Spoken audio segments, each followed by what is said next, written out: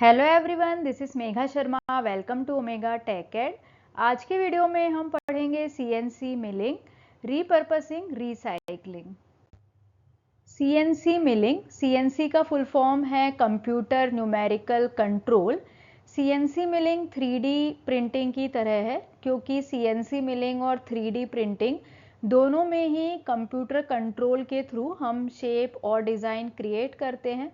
CNC milling, 3D printing दोनों में ही computer का यूज़ होता है, लेकिन सीएनसी जो है वो सब्ट्रैक्टिव मैन्युफैक्चरिंग प्रोसेस है, क्योंकि इसमें हम सॉलिड ब्लॉक से मटेरियल को रिमूव करते हैं। मतलब सॉलिड ब्लॉक हमारे पास होता है और उसमें से हम अनवांटेड मटेरियल को रिमूव करते हैं। सॉलिड ब्लॉक को हम वर्क पीस बोलते हैं। सीएनसी में कटिंग टूल के मूवमेंट को कंप्यूटर से कंट्रोल किया जाता है। तो सीएनसी मिलिंग जो है वो सब्ट्रैक्टिव मैन्युफैक्चरिंग प्रोसेस है, जबकि 3D printing additive manufacturing process है, क्योंकि 3D प्रिंटिंग में हम मटेरियल की लेयर ऐड करते हैं और लेयर ऐड करते हुए हम शेप और डिज़ाइन क्रिएट करते हैं। 3D प्रिंटिंग के बारे में डिटेल में हम प्रीवियस वीडियो में डिस्कस कर चुके हैं, तो अगर आपने वो वीडियो नहीं देखी है तो आप आई बटन पे क्लिक करके उस वीडियो को देख सकते हैं। सीएनसी मिलिंग के थ्रू हम कॉम्प्लेक्स शेप क्रिएट कर सकते हैं। सीएनसी मिलिंग और 3D प्रिंटिंग में क्या डिफरेंस है और किस तरीके से सीएनसी मिलिंग बेटर है, ये हम आगे देखेंगे। CNC milling subtractive manufacturing process है, क्योंकि यहाँ पे हम सॉलिड ब्लॉक से, हम वर्कपीस से मटेरियल को कट करते हैं। जैसे कि कोई स्टैचू बनता है, जब कोई स्टैचू बनाते हैं तो हम स्टोन, हमारे पास एक बड़ा सा स्टोन रहता है, तो स्टोन को हम वर्कपीस समझ सकते हैं। तो स्टोन को कट करते हुए हम डिजायर्ड शेप देते हैं। तो उसी तरीके से सब्ट्रैक्टिव मैन्युफैक्चरिंग होती है। हमारे पास एक सॉलिड ब्लॉक होता है और उसमें से हम अनवांटेड मटेरियल को रिमूव करते हैं, जबकि 3D printing additive manufacturing process है, क्योंकि वहाँ पे हम मटेरियल को ऐड करते हैं।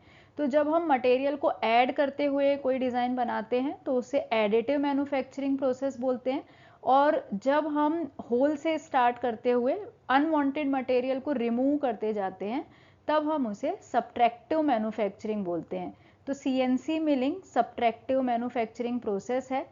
Computer controlled precision, CNC milling में जो कटिंग टूल होता है, कटिंग टूल के मूवमेंट को गाइड करने के लिए, एग्जैक्ट पाथ की इंस्ट्रक्शन देने के लिए, डेप्थ और एंगल देने के लिए जी कोड प्रोग्रामिंग लैंग्वेज का यूज़ होता है। मतलब यहाँ पे जो कटिंग टूल है उसको डायरेक्शन देने के लिए कंप्यूटर का यूज़ होता है और स्पेसिफिकली जी कोड प्रोग्रामिंग लैंग्वेज का यूज़ किया जाता है। नेक्स्ट है वाइड मटेरियल रेंज। अगर हम 3D प्रिंटिंग से इसको कंपेयर करें तो सीएनसी मिलिंग जो है वो कई सारे मटेरियल के साथ वर्क कर सकती है। इसमें हम बहुत सारे वैरायटी के मटेरियल को हैंडल कर सकते हैं, जैसे कि हार्ड, प्लास्टिक, मेटल, वुड। तो 3D प्रिंटिंग में ये पॉसिबल नहीं है, स्पेशली एफडीएम में इस तरह के मटेरियल यूज़ करना बहुत ज़्यादा चैलेंजिंग और इम्पॉसिबल होता है। Specialised application, CNC specially electronic prototyping के लिए यूज़फुल है। इसका यूज़ हम इलेक्ट्रॉनिक प्रोटोटाइपिंग में कर सकते हैं, क्योंकि इसकी हेल्प से custom printed circuit board, PCB बनाए जा सकते हैं। सीएनसी मिलिंग मेथड में हम मिलिंग एंड ड्रिलिंग दोनों ऑपरेशन एक साथ परफॉर्म कर सकते हैं। तो इलेक्ट्रॉनिक प्रोटोटाइपिंग के लिए सीएनसी बहुत यूज़फुल है। Machine size variety, CNC milling अलग अलग साइजेस में अवेलेबल है। डिफरेंट साइजेस में ये आती है। कॉम्पैक्ट डेस्कटॉप मॉडल से लेकर लार्ज इंडस्ट्रियल मशीन्स तक ये अवेलेबल है। तो वैरायटी इसमें बहुत है, मशीन साइज में वैरायटी है। Efficiency, CNC milling can perform multiple operation in a single setup. तो सिंगल सेटअप में हम इसके थ्रू मल्टीपल ऑपरेशन परफॉर्म कर सकते हैं, जिससे कि एडिशनल मैनुअल वर्क को रिड्यूस किया जा सकता है। सीएनसी मिलिंग में जो मिलिंग मशीन में जो कटर होता है वो मल्टीपल एक्सिस में मूव कर सकता है, और क्योंकि ये मल्टीपल एक्सिस में मूव कर सकता है तो डिफरेंट वैरायटी के हम शेप्स क्रिएट कर सकते हैं। तो नंबर ऑफ एक्सिस जितने ज़्यादा होंगे उतने ही डायरेक्शन में कटिंग टूल मूव कर पाएगा। तो इसका मतलब ये है कि जितने ज़्यादा नंबर ऑफ एक्सिस होंगे कटिंग टूल उतने ही ज़्यादा डायरेक्शन में मूव कर पाएगा और उतने ही कॉम्प्लेक्स शेप क्रिएट कर पाएगा। फर्स्ट है 2.5 एक्सिस CNC मिल। इसमें 3 एक्सिस होते हैं X, Y एंड Z, और तीनों डायरेक्शन में मूवमेंट हो सकता है, लेकिन साइमल्टेनियसली सिर्फ 2 एक्सिस में ही मूव होता है। मतलब 2.5 एक्सिस CNC मिल जो है वो सिंपल फ्लैट सरफेसेस और 2D फीचर्स के लिए सूटेबल है। तो साइमल्टेनियसली तीनों डायरेक्शन में मूवमेंट नहीं होगा, साइमल्टेनियसली सिर्फ 2 एक्सिस पर ही मूवमेंट होगा। नेक्स्ट है 3 एक्सिस CNC मिल। इसमें भी 3 एक्सिस होते हैं X, Y एंड Z, लेकिन इसमें तीनों डायरेक्शन में सेम टाइम पे मूवमेंट होता है। मतलब यहाँ पे जो 3 एक्सिस है उसमें सेम टाइम में साइमल्टेनियसली मूवमेंट हो सकता है। ये जो CNC मिल है 3 एक्सिस CNC मिल, ये मोर कॉम्प्लेक्स मशीनिंग और 3D पार्ट्स में यूज़ होती है, और ये मोस्ट कॉमन कॉन्फ़िगरेशन है। मतलब सबसे ज़्यादा ये CNC मिल यूज़ होती है। नेक्स्ट है 4 एक्सिस CNC मिल। इसमें एक्सिस होते हैं X, Y, Z, और एक एडिशनल रोटेटरी एक्सिस होता है जिसको हम A एक्सिस बोलते हैं। मूवमेंट अगर हम इसमें देखें तो इसमें एक रोटेशनल एक्सिस ऐड हो जाता है जिससे कि हम वर्क पीस को रोटेट कर सकते हैं। तो 4 एक्सिस का मतलब ये है कि हम मल्टीपल फेसेस में मिलिंग कर सकते हैं, तो ज़्यादा कॉम्प्लेक्स शेप बनाने में इसका यूज़ होगा। नेक्स्ट है 5 एक्सिस CNC मिल। इसमें X, Y, Z, A and B इस तरह से एक्सिस होते हैं। टोटल 5 एक्सिस होते हैं। A जो है वो रोटेटरी है अराउंड X एक्सिस, और B जो है वो रोटेटरी है around Y axis. Movement enables both the work piece and the cutting tool to move in 5 direction.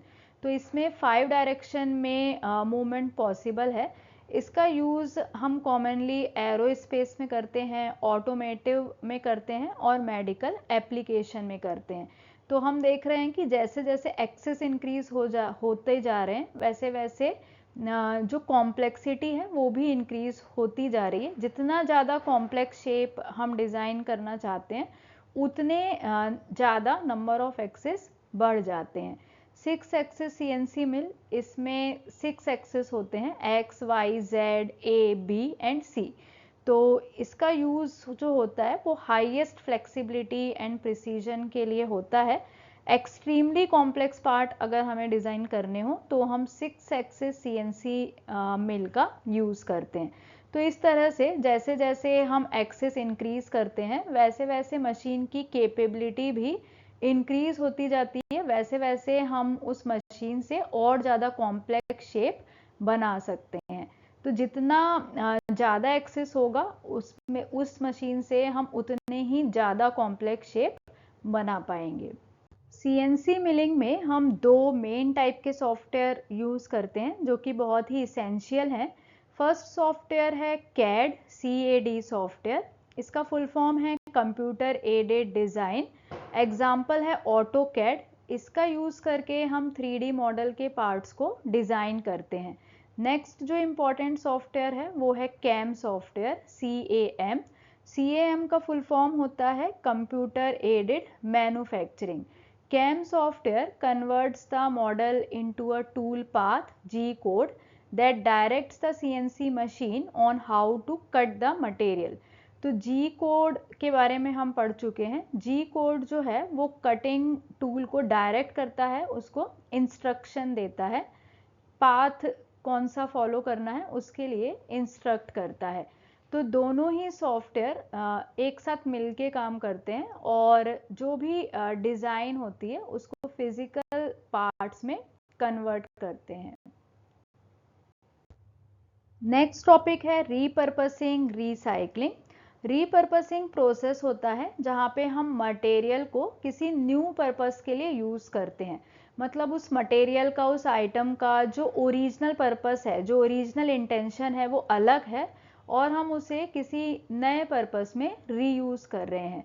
For example, अगर हमारे पास ओल्ड स्मार्टफोन है तो उसका यूज़ हम सिक्योरिटी कैमरा में कर रहे हैं, या फिर प्रीवियसली यूज्ड माइक्रो कंट्रोलर को रीप्रोग्रामिंग करके हम उसे न्यू आईओटी प्रोजेक्ट में यूज़ कर रहे हैं।